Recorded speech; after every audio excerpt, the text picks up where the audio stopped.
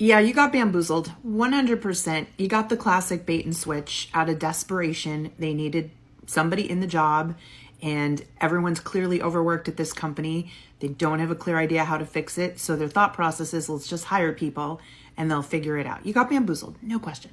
But can I tell you something?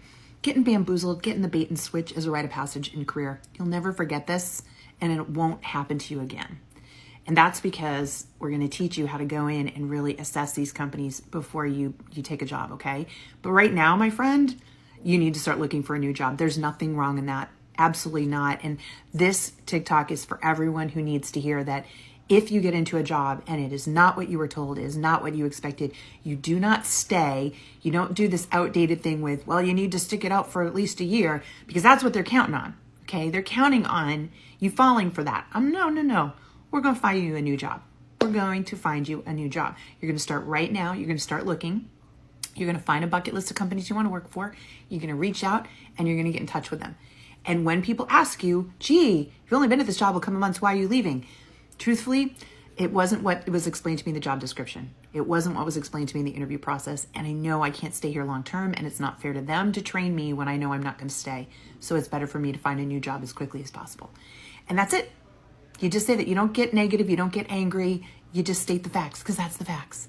And we learn and we grow from it. And we always say, looking back now, there are more questions I should have asked in the job interview to really get a sense of this. I take responsibility for not realizing that this wasn't what they said it would be, but I've learned my lesson now. And that's why I'm excited about your job. You know what? That's a bonus to that employer. That employer's like, good. So you're going to come to my job and you're really going to want to make this job stick. Because if I'm getting you out of the bad job, I bet you're going to stay with me at least 2 years, right? But we're going to make sure you pick the right company.